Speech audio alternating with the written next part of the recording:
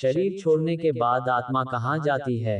वेद, स्मृति और पुराणों अनुसार आत्मा की गति और उसके किसी लोक में पहुंचना का वर्णन अलग अलग मिलता है। हम पौराणिक मत को जानेंगे, लेकिन पहले संक्षिप्त में वैदिक मत भी जान लें जो कि गति के संदर्भ में है। वैदिक ग्रंथ के अनुसार आत्मा 5 तरह के कोश में रहती है। अन्न में, प्राण में, मनो में, विज्ञान में और आनंदमय। इन्हीं कोशों में रहकर आत्मा जब शरीर छोड़ती है तो मुख्य तौर पर उसकी 3 तरह की गतियां होती हैं। 1 ऊर्ध्व गति, 2 स्थिर गति और 3 अधोगति। इसे ही अगति और गति में विभाजित किया गया है। 1 ऊर्ध्व गति, इस गति के अंतर्गत व्यक्ति ऊपर के लोक की यात्रा करता है। ऐसा वही व्यक्ति कर सकता है जिसने जागृत, स्वप्न और सुषुप्ति में खुद को साक्षी भाव में रखा है या निरंतर भगवान की भक्ति की है। ऐसे व्यक्ति पितृ या देव योनि के सुख भोग कर पुनः धरती पर जन्म लेता है। 2 स्थिर गति, इस गति का अर्थ है व्यक्ति मरने के बाद न ऊपर के लोक गया और न नीचे के लोक में, अर्थात उसे यहीं तुरंत ही जन्म लेना होगा। यह जन्म उसका मनुष्य योनि का ही होगा। 3 अधोगति, जिस व्यक्ति ने किसी भी प्रकार का पाप करके या नशा करके अपनी चेतना या होश के स्तर को नीचे गिरा लिया है, वह नीचे के लोकों की यात्रा करता है। रेंगने वाले, कीड़े मकोड़े या गहरे जल में रहने वाले जीव जंतु अधोगति का ही परिणाम है। अब जानिए पौराणिक मान्यता।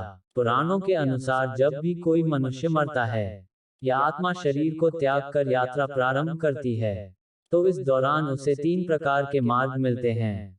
उस आत्मा को किस मार्ग पर चलाया जाएगा यह केवल उसके कर्मों पर निर्भर करता है। ये 3 मार्ग हैं: अर्ची मार्ग, धूम मार्ग और उत्पत्ति विनाश मार्ग। अर्ची मार्ग ब्रह्मलोक और देवलोक की यात्रा के लिए होता है, वहीं धूम मार्ग पितृलोक की यात्रा पर ले जाता है और उत्पत्ति विनाश मार्ग नरक की यात्रा के लिए है। हालांकि सभी मार्ग से गई आत्माओं को कुछ काल भिन्न भिन्न लोक में रहने के बाद पुनः मृत्यु लोक में आना पड़ता है। अधिकतर आत्माओं को यहीं जन्म लेना और यहीं मरकर पुनः जन्म लेना होता है। यजुर्वेद में कहा गया है कि शरीर छोड़ने के पश्चात जिन्होंने तप ध्यान किया है वे ब्रह्मलोक चले जाते हैं, अर्थात ब्रह्मलीन हो जाते हैं।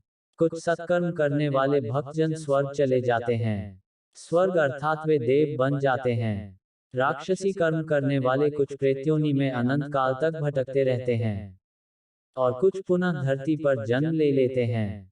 जन्म लेने वालों में भी जरूरी नहीं कि वे मनुष्य योनि में ही जन्म लें। इससे पूर्व ये सभी पितृलोक में रहते हैं, वहीं उनका न्याय होता है। आत्मा 17 दिन तक यात्रा करने के पश्चात 18वें दिन यमपुरी पहुंचती है। गरुड़ पुराण में यमपुरी के इस रास्ते में वैतरणी नदी का उल्लेख मिलता है। वैतरणी नदी विष्ठा और रक्त से भरी हुई है।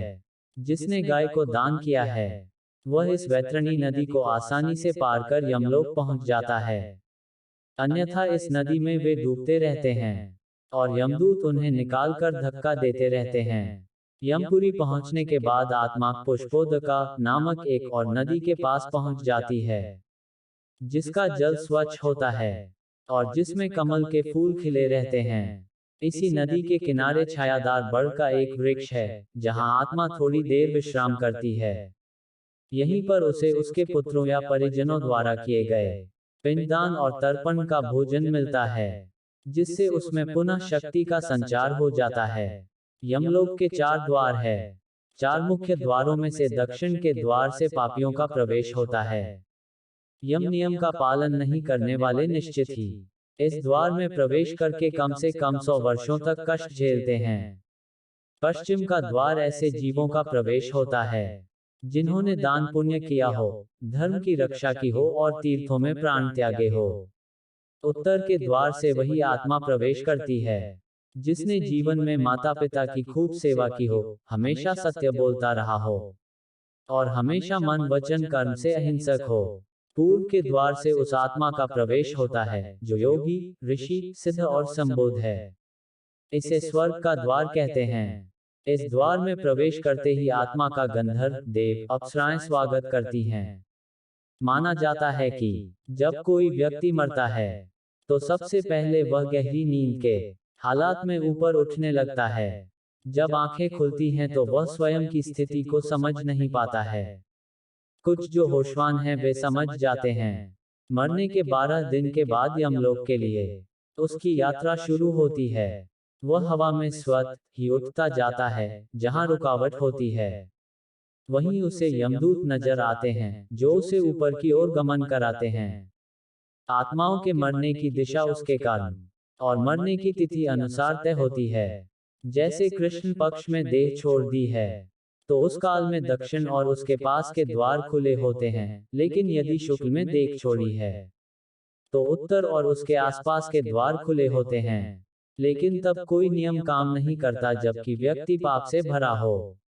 शुक्ल में मरकर भी वह दक्षिण दिशा में गमन करता है। इसके अलावा उत्तरायण और दक्षिणायन सबसे ज्यादा महत्व होता है। उत्तरायण में मरने वाले 4 द्वारों, 7 तोरणों तथा पुष्पोदका, वैवस्वती आदि सुरम्य नदियों से पूर्ण अपनी पुरी में पूर्व, पश्चिम तथा उत्तर के द्वार से प्रविष्ट होने वाले पुण्यात्मा को भगवान विष्णु के दर्शन होते हैं, जो शंख, चक्र, गदा, पद्मधारी, चतुर्भुज, नीलाभ रूप में अपने महाप्रसाद में रत्नासन पर दर्शन देते हैं। ऐसी शुभ आत्मा स्वर्ग का अनुभव करती है और उसे शांति व स्थिरता मिलती है। स्वर्ग में रहने के पश्चात वह किसी अच्छे समय में पुनः अच्छे कुल और स्थान में जन्म लेती है। दक्षिणायन में मरने वाले, जो लोग पापी और अधर्मी हैं, जिन्होंने जीवन भर शराब, मांस और स्त्रीगमन के अलावा कुछ नहीं किया, जिन्होंने धर्म का अपमान किया और जिन्होंने कभी भी धर्म के लिए पुण्य का कोई कार्य नहीं किया, वे मरने के बाद स्वतः ही दक्षिण दिशा की ओर खींच लिए जाते हैं। ऐसे पापियों को सबसे पहले तप्त लोहद्वार तथा कुएं, शोणित एवं क्रूर पशुओं से पूर्ण वैतरणी नदी पार करना होती है। नदी पार करने के बाद दक्षिण द्वार से भीतर आने पर वे अत्यंत विस्तीर्ण सरोवरों के समान नेत्र वाले, धूम्र वर्ण प्रलय मेघ के समान गर्जन करने वाले, ज्वाला में रोमधारी, बड़े तीक्ष्ण, प्रज्वलित दंतयुक्त, संदसी जैसे नखों वाले, चर्म वस्त्रधारी, कुटिल भरिकुटी भयंकरतम वेश में यमराज को देखते हैं। वहां घोरतर पशु तथा यमदूत उपस्थित मिलते हैं। यमराज हमसे सदा शुभ कर्म की आशा करते हैं, लेकिन जब कोई ऐसा नहीं कर पाता है, तो भयानक दंड द्वारा जीव को शुद्ध करना ही इनके लोक का मुख्य कार्य है। ऐसी आत्माओं को यमराज नरक में भेज देते हैं। तो कैसी लगी आपको हमारी कहानी? कमेंट करके जरूर बताएं। हमारे चैनल को सब्सक्राइब जरूर करें। धन्यवाद।